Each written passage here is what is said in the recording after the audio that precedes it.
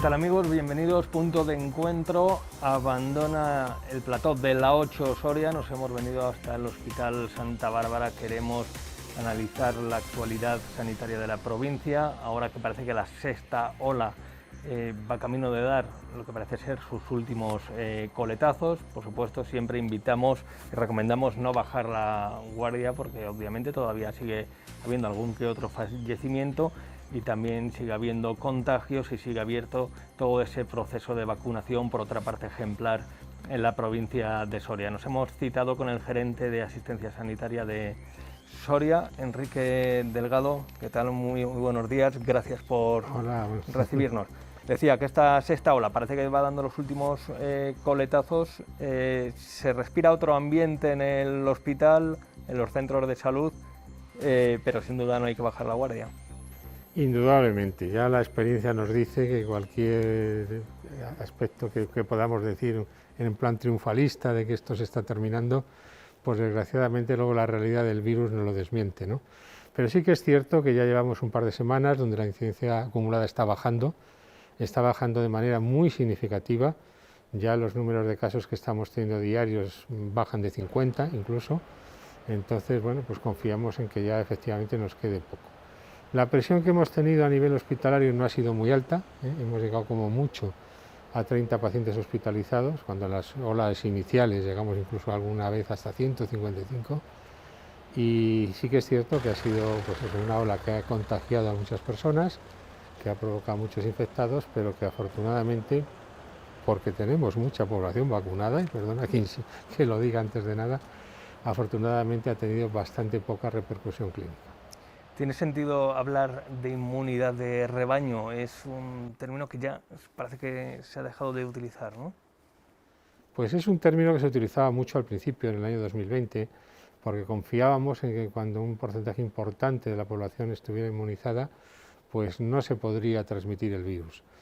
Pero la realidad nos ha desmentido esto, y nos ha desmentido porque la capacidad de mutación que tiene el virus y burlar lo que son los sistemas de defensa con las nuevas variantes, pues supera esto. Entonces, claro, la inmunidad de rebaño hay que generarla para cada variante. Ahora vamos a generar inmunidad de rebaño para la variante Omicron. Ahora, si viene otra variante, no vamos a tener ya esa inmunidad de rebaño. Eso nos hace ser un poquito más pesimistas en el sentido de que pueda terminar la pandemia en un momento determinado. La pandemia pues se mantendrá en el tiempo, lo que pasa es que ya estamos acostumbrándonos, estamos aprendiendo a vivir con ella, y evidentemente nos va a dar bastante menos quebraderos de cabeza de lo que nos ha dado hasta ahora. La variante Omicron ha supuesto un estrés, no tanto para el hospital, porque como decía, no ha habido tantas hospitalizaciones, tantos ingresos, pero sí para la atención primaria, en la cuestión de diagnósticos, pero también en la cuestión de la gestión de bajas, etcétera, etcétera. A nivel administrativo ha sido un caos y también un reto, ¿no? Porque un aluvión de bajas enorme. Sí, ha sido una ola totalmente distinta a todas las que habíamos vivido hasta este momento. Ha habido un nivel de contagio que no habíamos, que ha multiplicado por 3 o 4 veces los que teníamos en las primeras oleadas. Las primeras oleadas, si hubiéramos tenido incidencias como ahora de 3 o 4.000, hubiera sido una auténtica catástrofe, ya no solamente sanitaria, sino incluso humanitaria, ¿no? Pero, y entonces, ¿eso que ha impactado? Pues ha impactado mucho con los sistemas de diagnóstico, con los sistemas de registro, con la atención primaria, efectivamente con los seguimientos, con las bajas, porque además hay que darse cuenta de una cosa, que nosotros estábamos aplicando a esta variante los sistemas de gestión que hemos aplicado a las anteriores. Hemos tenido que aprender, como a lo largo de toda la pandemia, que a lo mejor esta oleada había que gestionarla de otra manera. Eso nos ha costado un tiempo, y durante ese tiempo, pues evidentemente nos ha dado muchos problemas, especialmente en la atención primaria.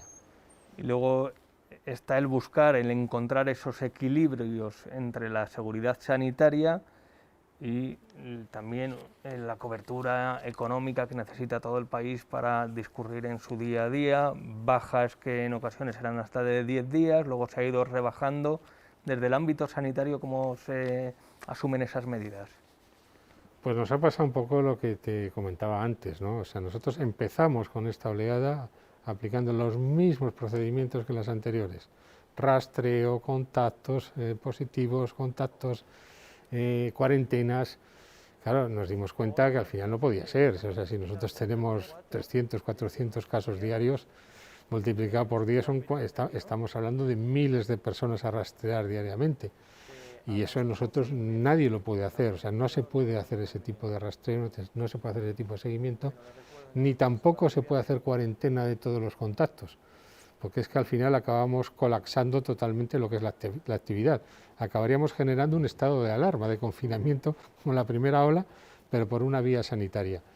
Entonces, eso nos dimos cuenta rápidamente que había que solucionarlo de alguna manera. Entonces, se cambiaron las estrategias, evidentemente se pusieron sistemas de apoyo, tanto para lo que es los test, se utilizaron test masivamente, se pusieron afortunadamente en marcha los autotest, que ha sido una herramienta muy positiva, muy importante, y claro, cuando nosotros empezamos ya a sacar lo que es la actividad de seguimiento del COVID y de las bajas de las propias consultas, pues pudimos recuperar las consultas. Pero es que al principio tuvimos 2 o 3 semanas que las consultas de los médicos de familia, más del 50% eran de bajas y de seguimiento COVID, con lo cual no se podía atender otra cosa. ¿Cómo ha respondido la sociedad? ¿Cómo hemos respondido? Porque yo comprendo que hay un hastío, que todos tenemos ganas de salir, juntarnos y cada vez se hace más complicado, ¿no?, atender a estos rigores, la mascarilla, etcétera. Yo creo que la sociedad soriana, en otros sitios no lo sé, porque estamos viendo esto de las manifestaciones en Europa y esas cosas, y eso pone los pelos de punta, ¿no? Pero la sociedad soriana ha respondido muy bien, o sea, además, a mí me sorprende porque cambiamos las directrices, cambiamos las estrategias y seguimos las nuevas directrices y seguimos las nuevas estrategias. Ahora mismo, pues la semana pasada, creo que fue, ya se suprimió el uso de mascarillas en espacios abiertos, no en interiores, en espacios abiertos, pero llama la atención, incluso lo dice la gente que viene de fuera, es que en Soria la gente sigue usando la mascarilla.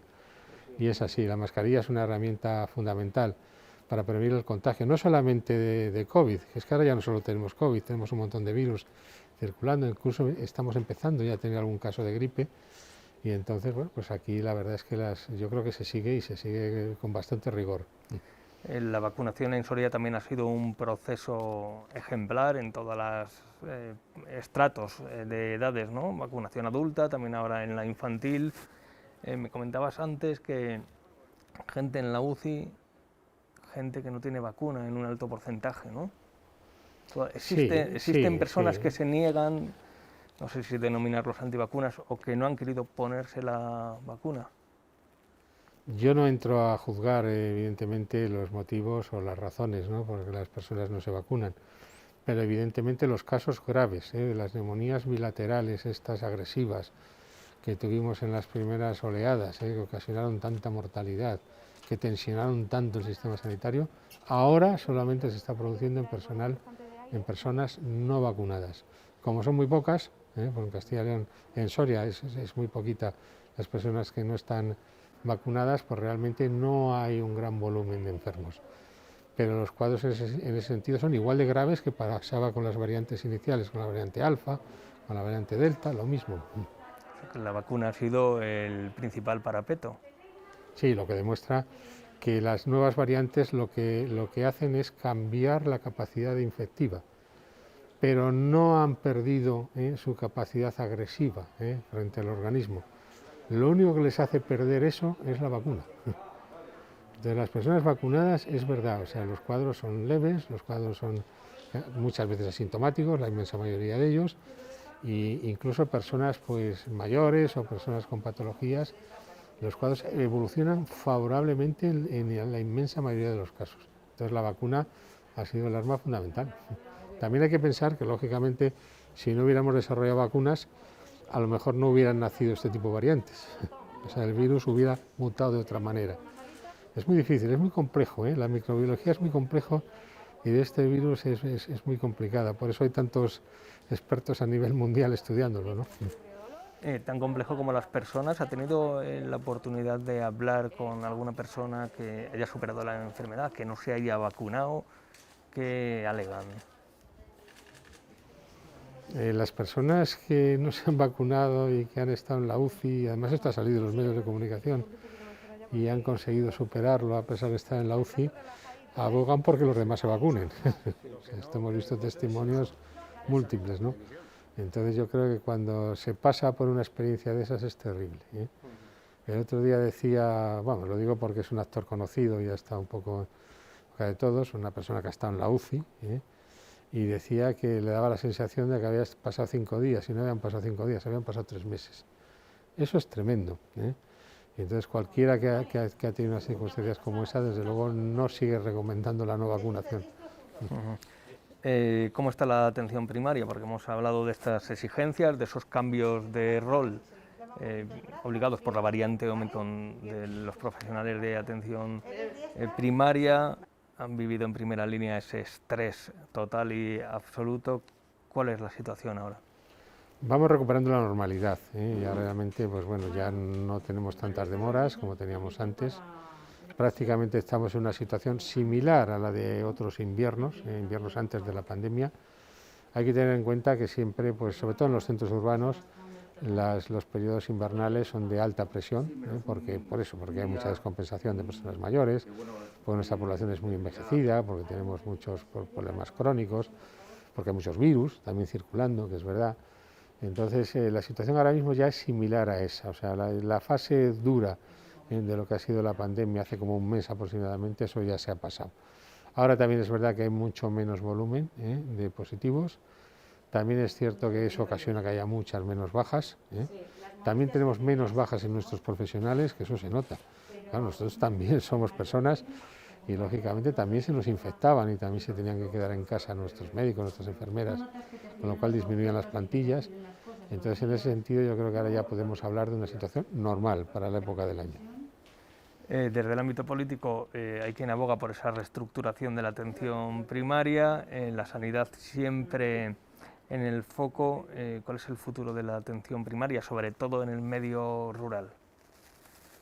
Yo creo que la atención primaria lleva ya 40 años casi, bueno, no tantos, pero lo va a hacer dentro de nada, desde que se hizo la reforma, desde que se propuso el modelo, desde que se incluyó en la Ley General de Sanidad.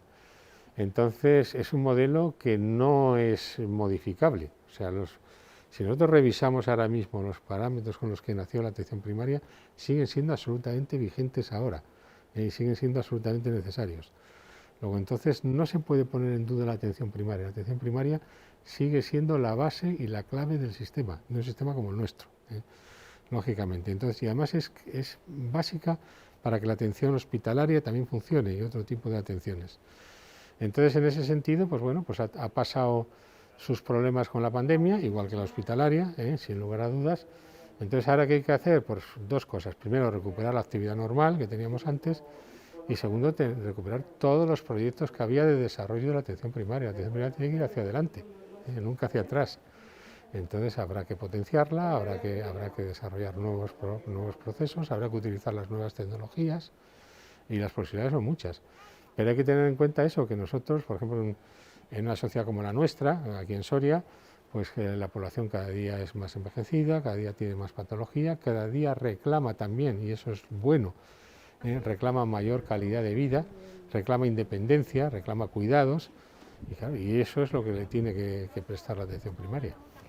Luego está el reto de mantener los consultorios en el medio rural abierto, en un territorio con esta dispersión geográfica donde hay facultativos que tienen muy pocas tarjetas sanitarias a su cargo. Hay que mantener, por otra parte, el consultorio abierto. ¿Cómo se compatibiliza esa prestación de servicios con hacer un servicio efectivo que realmente llegue al ciudadano? Yo creo que esto es una polémica muchas veces un poco estéril, ¿no? O sea, el ciudadano que vive en un sitio pequeño, donde hay poca población, lógicamente tiene derecho, porque nuestra Ley General de Sanidad lo dice, tiene derecho a unas prestaciones básicas y tiene derecho a una accesibilidad al sistema. Esa es la base de nuestro modelo, ¿no? Pero claro, no es un problema de que tenga un edificio, es un problema que tenga un médico. O sea, el ciudadano que necesita es un médico y una enfermera, y cuando no se le puede prestar algún servicio con la calidad suficiente, se le tiene que prestar en el sitio más próximo posible. Si yo necesito un trasplante de corazón, evidentemente no me lo van a poder hacer en Soria, pero tengo derecho a que me lo hagan en el sitio más próximo y con la mayor calidad posible y que me lo haga el sistema. Pues esto pasa un poco lo mismo. El ciudadano hay que mantener el médico y la enfermera, hay que mantener la actividad. ¿Dónde se mantiene esa actividad? Pues bueno, pues evidentemente si en una localidad hay 2, 5, 6 personas, pues probablemente en su casa. Es que no tiene sentido mantener un edificio que ahí no nos va a servir para nada. Pero lo que hay que hacer es ir. Lo que tiene que notar el ciudadano es que se hace un seguimiento de sus problemas, que hay un seguimiento de sus cuidados y que cuando necesita un médico lo tiene, y lo tiene en un tiempo razonable y accesible. Entonces, eso es un poco la dinámica que hay que hacer. Los consultorios, pues bueno, pues los consultorios son edificios, como los centros de salud o como los hospitales, como este hospital, ¿no? Entonces son edificios, entonces lógicamente tienen que estar en las mejores condiciones posibles, y tienen que facilitar la prestación de la asistencia sanitaria, entonces no hay más. Hemos pasado una fase de crisis de profesionales, que eso es innegable, vamos, lo hemos pasado, y no solamente en medicina de familia o en enfermería ahora, sino en otro. Entonces eso hace que probablemente algunos servicios se puedan resentir. Yo creo que esto afortunadamente lo estamos superando. Inicialmente ahora hay muchas más plazas de MIR, hay mucha más formación, hay muchos más médicos, está habiendo concursos de traslados, está habiendo ya oposiciones, OPEs, ahora mismo se va a resolver el mes que viene una OPE, con lo cual nosotros vamos a cubrir muchas de estas plazas, pero al final no es un problema de que yo tenga el consultorio, porque la llave la puede tener cualquiera y abrirlo o cerrarlo, es un problema de que yo garantice, y eso lo tengo que hacer, que el ciudadano va a recibir la atención que necesita. Y si la puede recibir en su pueblo, la tiene que recibir en su pueblo. Sin duda. Llega la campaña electoral y viviendo como habíamos vivido este proceso de pandemia ya cerca de los 2 años, donde la sanidad ha estado en el foco, en el punto de mira, ¿se esperaba un debate más intenso en torno a la sanidad durante las 2 semanas de campaña electoral? Porque al final se ha hablado mucho de ganadería, de transparencia política, muchos proyectos que han venido desde el gobierno a través de los ministros, mucho celebrity de la política desfilando por Soria, y al final, no sé si es mi visión, pero en la campaña electoral no se ha puesto tanto el foco en la sanidad como tal vez sospechábamos. Bueno, yo he visto que en los programas electorales de los partidos sí que iba incluida la sanidad, sí que iban incluidos... Sí, pero los programas poca gente los lee, los ¿no? lee. Luego en el debate público, bueno, luego en el que saca los titulares, ¿no? Los mítines se sacan titulares, efectivamente, ¿no? Pero bueno, pero al final lo que quieres a los programas, no cabe ninguna duda. A mí me congratula, porque todos los programas, todos, absolutamente, no hay ninguno que no lo haga así, pues apuesta por eso, por mejorar las infraestructuras, por buscar sistemas que permitan pues atraer talento, atraer profesionales, y bueno, pues eso es lo que nosotros necesitamos, sin lugar a dudas. Lo que pasa es que también son cosas quizá un poco vistas. Realmente, pues claro, cuando hablamos de la finalización de la obra del hospital, pues llevamos mucho tiempo hablando de la finalización de la obra del hospital, ¿no? Cuando hablamos de la falta de profesionales, que es un problema puntual que hay en este momento, pues claro, es algo que ya se conoce, y que además no solamente es propio solo de Castilla y León o de Soria, sino que también afecta a todo el resto del territorio nacional. Entonces yo creo que eso también condiciona que el bajar al debate a los temas muy concretos, pues realmente tampoco hay mucho, con independencia de la pandemia, que eso es cierto, o sea que la pandemia, que quizá ahí sí que se podía haber debatido un poco más, la pandemia sí que ha supuesto pues un esfuerzo a todos los niveles. Y bueno, también, como no, ha demostrado algunas carencias en algunos aspectos que deberían descorregirse. ¿Estamos la gente, el paciente, más irascible? Lo digo porque recientemente ofrecíamos en la 8 Soria, los informativos, datos sobre agresiones a sanitarios, han crecido un 90%, 23% el pasado año. La verdad que lo de los porcentajes es relativo, porque cuando uno empieza de un porcentaje muy bajo, al final cualquier incremento de las agresiones parece que se ha desbocado. En un 90% puede dar la impresión de que estamos peleados todo el día. Pero sí preocupa un poco la actitud del paciente, esa falta de paciencia. Yo entiendo que muchas veces aquí lo que está traduciendo es un problema también del sufrimiento que han pasado los ciudadanos, y eso también hay que entenderlo. O sea, porque esa posible agresividad, que es verdad que luego no son tantos casos, Claro, nosotros hacemos millones de consultas. Claro, Entonces, claro, 23, que tengamos 23 el pasado año. 50 o 60 o 70 o 100 agresiones verbales no es una cifra importante frente al volumen global. Pero cuando uno habla con cualquier sector pasa lo mismo, ¿eh? Incluso en el comercio, la gente lo dice, o en los servicios públicos, se nota cierta agresividad, ¿eh?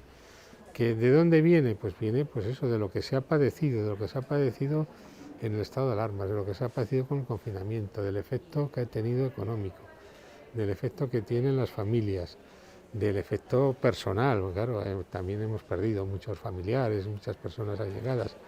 Entonces eso es una situación que va a costar, ¿eh? Es una crisis de tal magnitud que a la sociedad le va a costar años, ¿eh? Superarla y volver a una situación normal. Y en este momento, desde luego, no hemos llegado a esa situación. Lo cual no quiere decir, claro, nosotros tenemos que combatir y por eso, afortunadamente, como el otro día mostrabais vosotros, pues tenemos un grupo de trabajo con las fuerzas de seguridad y entonces yo creo que se están haciendo cosas bien, ¿eh? y está funcionando e intentaremos cortarlo como podamos. Pero claro, también hay que entender ese tipo de cosas. Como también hay que entender, por ejemplo, que hay muchas demoras en consultas, y eso también hace que la gente a veces también realmente pues pierda un poco, con razón, a veces los papeles, y realmente pues claro, le echa la culpa pues al primero que encuentra, que es el médico, a la enfermera, y esas circunstancias pues también se dan. Pues aplacar un poco los ánimos. Hay que tener paciencia y pedir paciencia, estamos trabajando en ello. Ahora mismo vamos a intentar, estamos ya en vías, yo creo, de resolver el problema de las demoras. Lo que pasa, claro, nos costará unos meses y lo que hay que contar es que esperemos que no haya otra oleada de estas, pues ya nos han pasado varias veces y tenemos que volver atrás. Si el virus nos deja trabajar, yo estoy convencido que en muy pocos meses vamos a recuperar una situación normal. Nos encontramos en esta zona renovada, nueva, que va a aportar cuando se inaugura, ya en breve, ¿no? Pues sí, yo os agradezco que podamos enseñar este salón de actos, ¿no? Durante muchos años no hemos tenido salón de actos. En el salón de actos se pueden hacer muchas cosas, no solamente es para los profesionales, es para la ciudadanía de Soria, ¿no? Aquí se podrán hacer cursos, se podrá hacer educación sanitaria, se van a poder hacer muchas cosas. Este edificio está terminado, ¿eh? Entonces está pendiente únicamente, están terminando lo que es el plan de montaje y únicamente lo que es el centro de proceso de datos, que es muy complejo, ¿eh? Porque hoy día estas cosas que antes no eran nada, ahora son inversiones enormes, con grandes, que necesitan mucho volumen, mucho aparato. Entonces, cuando podamos hacer toda la conexión, que aproximadamente va a ser unos 10 o 15 días, empezaremos a ocupar el edificio. Ya hemos hecho ocupaciones parciales, lo hemos utilizado para la vacunación. Yo creo que la mayor parte de la ciudadanía lo ha conocido en la vacunación y poco a poco lo vamos a ir abriendo. Aquí va a ir rehabilitación, al lado de donde estamos en esta zona de docencia. Arriba van a ir consultas, van a ir hasta 60 consultas, van a pasar aquí directamente. Y en la tercera planta van lo que son los laboratorios, que es la parte fundamental de lo que es este edificio, aparte de las cocinas y alguna otra. Para nosotros es muy importante, es un edificio que necesitábamos, es un espacio que nos constreñía mucho lo que es el no tenerlo, el poder avanzar, y claro, ya lo que confiamos es que a partir de aquí siga la obra, porque la obra no termina aquí. Ahora viene una nueva subfase, que es finalizar ya lo poco que queda del edificio antiguo y hacer el nuevo edificio, que es donde van a ir el hospital de día, donde va a ir diálisis y donde va a ir radioterapia. La tan demandada radioterapia, ¿no? ¿La ves cercana? Yo creo que sí, lo que pasa es que esos procesos son complejos, y entonces cuando hablamos de cercano, pues hablamos a lo mejor de 3, 4 años, es inevitable. Hay que hacer las obras, hay que pedir las autorizaciones al Consejo de Seguridad Nuclear, eso tarda mucho tiempo, son procedimientos muy complejos, y entonces claro, al final 3 o 4 años, que nos parece mucho, a todos nos parece mucho, pero yo creo que vamos a ir en esos plazos porque ahora sí que hay una voluntad, parece ser, sí que hay una voluntad de desarrollarlo al menor tiempo posible. Vamos a esperar también que se forme un gobierno. En esta zona donde nos encontramos hay áreas dedicadas a la docencia, a la formación, a las conferencias también, obviamente. Se habla de vez en cuando de esa posibilidad de que el Hospital Santa Bárbara se transforme en hospital universitario. ¿Es una posibilidad cercana? ¿Es un globo sonda que se lanza recurrentemente de vez en cuando? No, yo creo que está muy avanzado, y probablemente lo va a ser en poco tiempo. Había un paso fundamental que era la creación de la Facultad de Ciencias de la Salud, que ya está hecho por parte de la universidad. Entonces también va a haber una colaboración con lo que es la Facultad de Medicina de la Universidad de Valladolid, y entonces inicialmente el proceso está ya muy avanzado. Sí que es cierto que algunos de los requisitos que marca el decreto, que es un decreto muy antiguo, por cierto, a nivel estatal, podemos no cumplirlo, pero también es verdad que ahora hay cierta voluntad de resolver ese tipo de problemas frente a la ventaja que aporta el ser un hospital universitario. No solamente vamos a ser un hospital universitario, ya el año que viene aquí va a haber más de 100 residentes ya formándose, que eso es una cifra absolutamente histórica. Ahora acabamos de incorporar especialidades nuevas como radiología, que es una especialidad que siempre ha sido deficitaria en número de profesionales y que ahora al tener residentes pues probablemente solucionemos el problema. Hemos pedido otras, como geriatría, como otorrino, y probablemente estas especialidades se acaben incorporando, pero 100 residentes ya es un volumen de formación muy importante para un área como Soria. Cuesta mucho trabajo ya encontrar tutores, encontrar programas formativos adecuados. Aquí hemos desarrollado todo un área de conocimiento en este nuevo edificio, que tiene 400 metros cuadrados exclusivamente para ellos, donde están los despachos de las unidades de calidad, de las unidades de formación, donde hay biblioteca, donde hay sala de reuniones para ellos. Entonces yo creo que en ese sentido sí que se le va a dar un impulso muy importante a lo que es la formación, intentando tener la mayor calidad posible, porque si tenemos calidad, los residentes se quedarán. Si no hay calidad, los residentes no se van a quedar. Entonces, también estamos fomentando mucho la investigación. La verdad es que nos está sorprendiendo. Este año tenemos muchos más proyectos que nunca. Normalmente teníamos unos 30 o 35 proyectos al año. Yo creo que este año seguramente vamos a pasar de 50. Tenemos tesis doctorales, también con un acuerdo que tenemos con la Facultad de Medicina de la Universidad de Valladolid. Entonces, yo en ese sentido soy optimista. O sea, el esfuerzo que se está haciendo por potenciar la calidad, por potenciar la formación y hacerlo atractivo, pues yo creo que eso está ahí. Y también tenemos otra cosa que yo creo que también la semana pasada solicitamos la acreditación FQM, que es algo que nosotros tenemos mucha experiencia, llevamos del año 2003.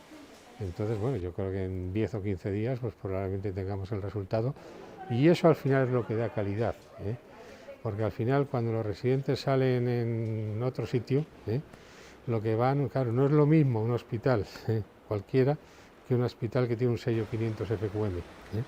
Eso no es lo mismo, porque eso da otras posibilidades, incluso para su desarrollo, para su promoción profesional, que no encuentran en otro sitio. Entonces ya veremos. Ahora Soria es pequeña. Soria, ¿no? Para que elijan Soria también. Para que elijan Soria, claro. Todo eso atrae. La calidad, las posibilidades de desarrollo profesional, los medios, todas estas cosas atraen. También hay ciertas especialidades, pues ellos nos los comentan, en sitios pequeños a veces son más atractivos que los sitios grandes, porque los sitios pequeños pues, permiten acceder a más volumen de actividad, a un volumen distinto, o sea, no es más gente, pero es un volumen diferente. Y luego además la verdad es que cuando la gente viene a Soria, porque eso sí que tenemos experiencia, nos ha pasado a todos, si el problema es que vengan, porque luego se quedan, porque luego en Soria se vive tan bien que nadie se quiere ir.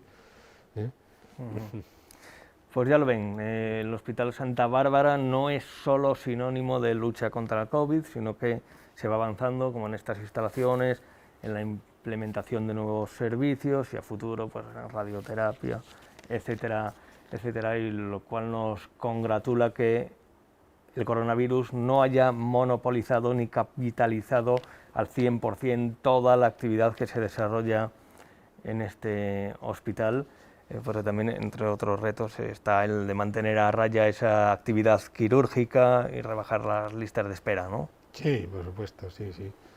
La actividad quirúrgica ya, la verdad es que nosotros la lista de espera cuando se publicaron ahora a finales de año ya se han reducido durante estos últimos 2 meses. Lo que pasa es que hay muchas especialidades que son quirúrgicas y que también tienen consultas. Entonces, cuando se ha hecho un esfuerzo importante a nivel de quirófano, pues a lo mejor no se ha hecho igual a nivel de consultas. Entonces, ahora es el momento de empezar a rebajar la lista de espera en consultas externas. Y un poco lo que yo comentaba antes, todo es problema de que nos deje la pandemia. Si nos deja la pandemia lo vamos a hacer, ¿eh? Ahora, lo que no puede ocurrir es que como nos ha pasado en la sexta ola, cuando estábamos en plena desescalada, cuando estábamos reduciendo las listas de espera, de repente otra vez viene la nueva ola y otra vez empezamos a tener que limitar un poco lo que es la actividad. Entonces, bueno, Bien. confiemos que ahora no pase. Confiemos, crucemos los dedos.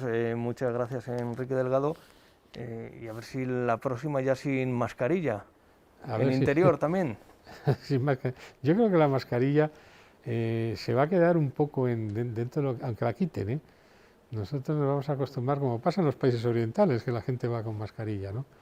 Al final habrá que entender que cuando estamos en sitios con muchas personas o tenemos algún tipo de patología respiratoria o tenemos algún problema de personal de salud que pueda comprometerse por una infección respiratoria, pues habrá que seguir usando mascarillas. Entonces nos hemos acostumbrado y vamos a seguir con las mascarillas. Ahora esperemos que menos, claro. Un ejemplo, por eso estos 2 años hemos mantenido a la gripe a raya. Sin lugar a dudas, por la mascarilla. Es el mayor No ejemplo. cabe ninguna duda. A que a fecha de hoy todavía, por segundo año, estamos ya 17 de febrero, todavía no hayamos superado el umbral epidémico de gripe, es algo, la verdad es que para estar contentos, ¿eh? Sin duda. Enrique Delgado, muchísimas gracias, gerente de asistencia sanitaria de Soria, y mucho ánimo. Estaremos por aquí dentro de poco, cuando ya inauguren estas instalaciones. Hasta entonces, muchas gracias y ánimo. Por supuesto, seréis bienvenidos, cómo no, ¿eh? Muchas gracias a vosotros. Y nosotros lo dejamos aquí, hacemos una pequeña pausa para la publicidad y continuamos en Punto de Encuentro.